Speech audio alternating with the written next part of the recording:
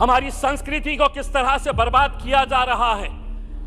छोटी छोटी किरानों की दुकान के ऊपर अब वाइन बेचा जाने वाला है। बाहर के देशों के अंदर और हमारे राज्य के अंदर फर्क यह है कि हमारे राज्य में छत्रपति शिवाजी महाराज ने जन्म लिया था। हमारा राज्य जो है वो फुले शाहू अंबेडकर की पैदावार है। वहां पे आप बच्चों के हाथ में वाइन की बोतल दे रहे, कल वही वाइन की बोतल हटेगी तो बियर की बोतल पकड़ेगा, बियर के बाद वो विस्की पकड़ेगा। चंद पैसे कमाने के लिए अगर महाराष्ट्र सरकार ये कर रही है तो राष्ट्रपति और केंद्र सरकार ने उन्हें बताना चाहिए। अध्यक्ष महोदय, कड़वा सच सुनने की आदत डालिए। हकीकत का आईना दिखा रहा हूं और आंकड़ों के साथ दिखा रहा हूं मैं। बेरोजगारी के बारे में आपने कहा कि 60 लाख लोगों को आप रोजगार देंगे। अध्यक्ष महोदय, जो इस देश की centre for monitoring Indian economy है, उसने कहा है कि इस देश के अंदर अभी दिसंबर का आंकड़ा उसने बताया है कि 53 मिलियन लोग बेरोजगार है। यहां पर आप 60 लाख कहां से देंगे? आप लोग 60 लाख बताइएगा, किस कंपनी के अंदर देने वाले?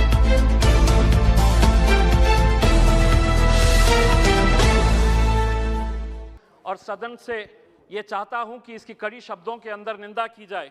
अध्यक्ष महोदय, मेरा भाषण शुरू करने से पहले मैं इस सदन को इन्फॉर्म करना चाहता हूं कि मेरे पार्टी के अध्यक्ष member of parliament barrister Asaduddin Owaisi साहब के ऊपर जानलेवा हमला कुछ देर पहले हुआ है।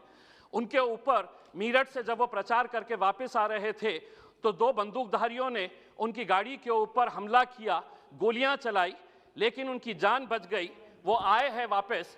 मैं सरकार से ये अनुरोध करूंगा कि हमारे वैचारिक मतभेद हो सकते हैं, हमारे राजनीतिक मतभेद हो सकते हैं, लेकिन इस तरह की हरकतें होना, 2 महीने पहले उनके घर के ऊपर हमला हुआ जो पुलिस स्टेशन के सामने है, और आज उनकी जान लेने की कोशिश की गई है।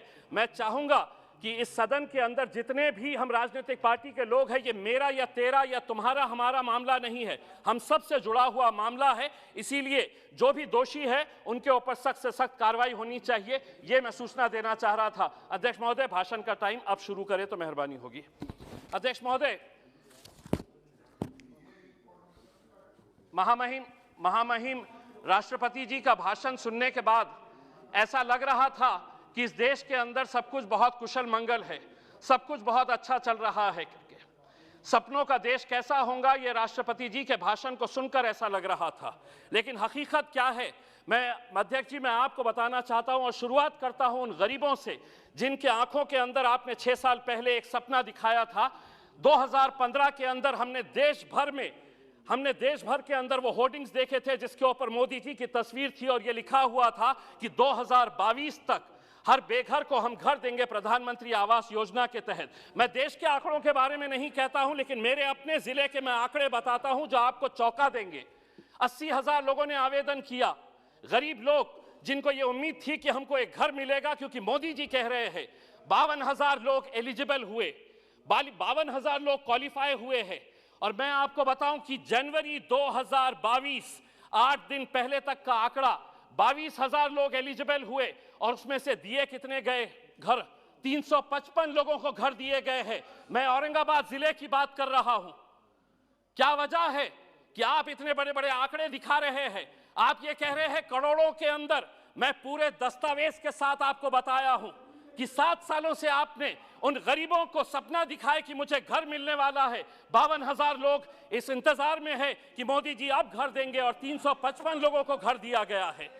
अध्यक्ष महोदय, हम बहुत सारे सांसदों ने किसानों के बारे में बात कही है। बहुत सारे भारतीय जनता पार्टी के जो महाराष्ट्र से आने वाले सांसद हैं, उन्होंने किसानों के बारे में बात की और बताया कि सरकार किसानों के ताल्लुक से क्या अच्छे कदम उठा रही है। मैं उस सरकार से पूछना चाहता हूं कि मेरे अकेले महाराष्ट्र राज्य के अंदर जनवरी 2021 से लेकर नवंबर 2021 तक 11 महीनों के अंदर 2498 किसानों ने आत्महत्या की है। क्या वजह है इन किसानों की? अगर आप इतना उनके बारे में कह रहे हैं कि हम किसानों के लिए ये किए हैं, तो ये 2,500 किसान क्यों आत्महत्या कर रहा है? अध्यक्ष महोदय, ये small micro financing companies, private companies, banks loan नहीं दे रही, किसान उन प्राइवेट कंपनीज के पास जा रहा है जिसका इंटरेस्ट रेट इतना ज्यादा हो जाता है, किसान की फसल बर्बाद हो जाती है, पैसा नहीं, और जब वो वसूल करने के लिए किसान के पास जाता है तब उसको ये पता चलता है कि मेरे पास तो कुछ नहीं, तो वो आत्महत्या कर लेता है।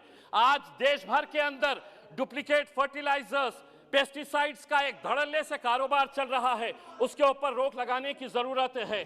सुनिए आप, मैं हकीकत बता रहा हूं, आपको आईना दिखा रहा हूं। अध्यक्ष महोदय, कड़वा सच सुनने की आदत डालिए।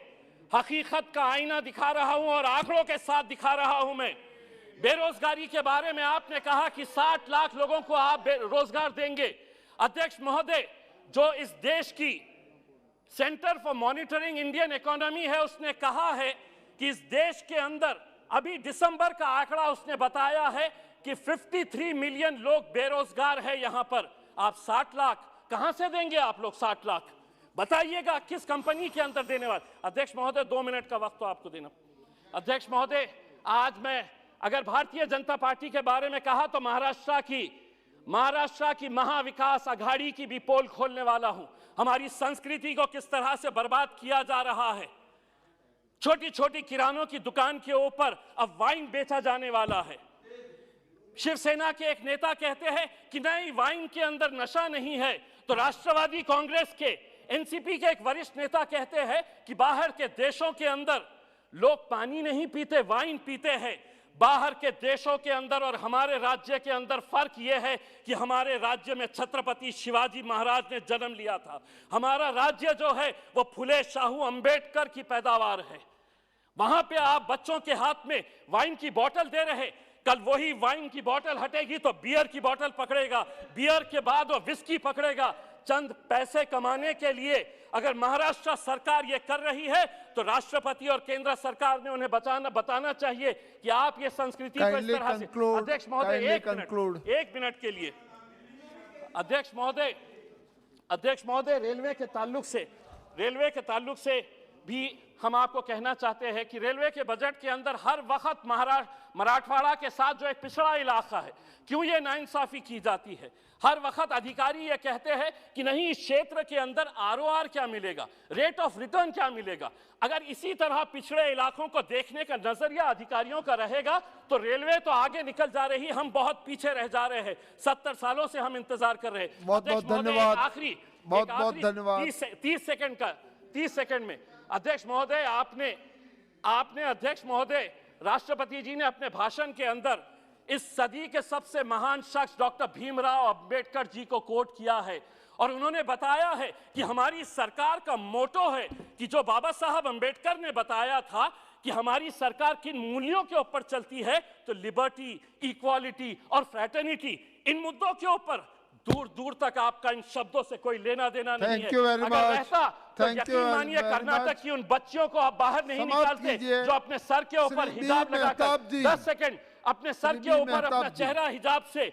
मैं ये पूछना चाहूंगा, हमारी ये जो राजस्थान की बहनें बैठती है वो भी उनके सर को ढकती है, इसका मतलब ये नहीं है कि वो कोई जुर्म कर रही है। मेरे हिसाब से हम सरकार से यही अनुरोध करेंगे, इस देश की फ्रेटर्निटी, इक्वालिटी, ब्रदरहुड और भाईचारे को जिंदा रखिए साहब। धन्यवाद। अगर आप चाहते हैं गरीब हर वंचित इंसान की आवाज आप तक पहुंचे तो हमारे चैनल को सब्सक्राइब करें और बेल आइकन का बटन दबाना ना भूलें। देखते रहिए बहुजन न्यूज।